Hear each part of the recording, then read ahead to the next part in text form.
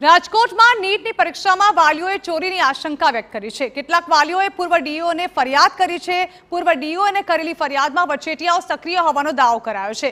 વચેટિયાઓ 50 લાખ જેવી રકમ લઈને માર્ક્સનું સેટિંગ પાડતા હોવાનો દાવો કરાયો છે। 650 થી વધુ માર્ક્સ આપવાની લાલચે રૂપિયા પડાવવાનો ધંધો કરાઈ રહ્યો હતો।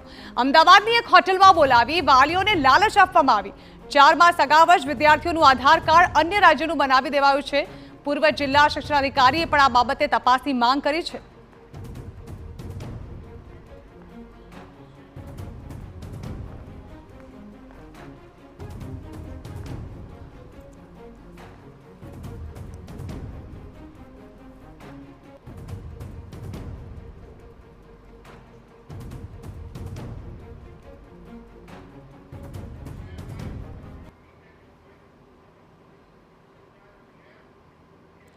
તો આ જ અંગે વધુ વાત કરવા માટે આપણી સાથે જોડાઈ રહ્યા છે પૂર્વ ડીઓ બીએસ ખેલા।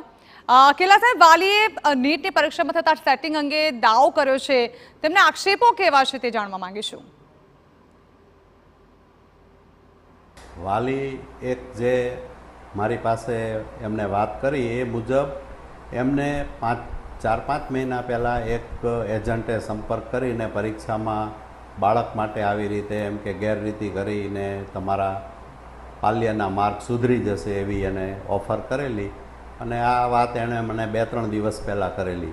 ત્યારે એનું કહેવાનું એવું હતું કે એ એજન્ટ છે એવી વાત કરે છે કે ભાઈ બીજા રાજ્યમાં આધાર કાર્ડ બદલીને અન્ય જગ્યાએ પરીક્ષા અપાવી દઈશ અને માર્ક સુધરી જશે, એના માટે એ ખૂબ મોટી રકમની પણ માગણી કરે અને એની વ્યવસ્થા પણ મને એવું લાગે છે કે એ વાલી જે કહેતા હતા એ પ્રમાણે આ 1-2 વિદ્યાર્થી નહીં, ઘણા વિદ્યાર્થીઓનો એને સંપર્ક કરેલો હોઈ શકે।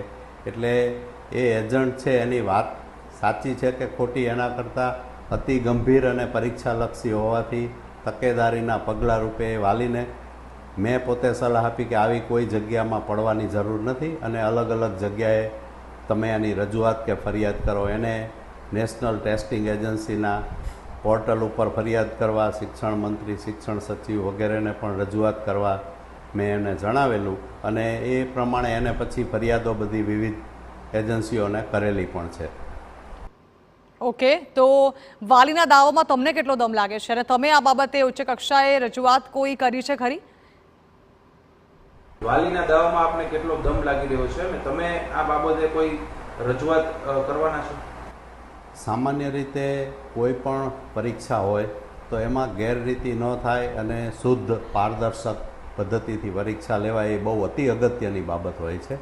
એટલે વાલીના દાવામાં સત્યતા છે કે નહીં એના કરતાંય આવા એજન્ટો ફ્રોડ કરીને વાલીને છેતરતા નથી એ પણ જોવાનું હોય।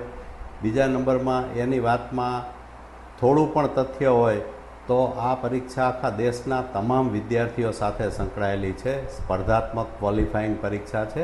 એટલે એને સત્ય છે કે નહીં એને જોયા વગર એની ટૂંકમાં પૂર્ણ તપાસ કરીને એનો કોઈ પણ રીતે ગેરરીતિ મુક્ત અને પારદર્શક રીતે પરીક્ષા લેવાઈ જાય એવો ઉકેલ લાવવો જોઈએ।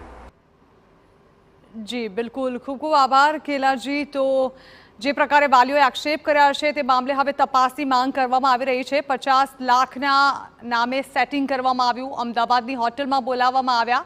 આ બાબતમાં કેટલું તથ્ય છે તે હવે તપાસનો વિષય છે।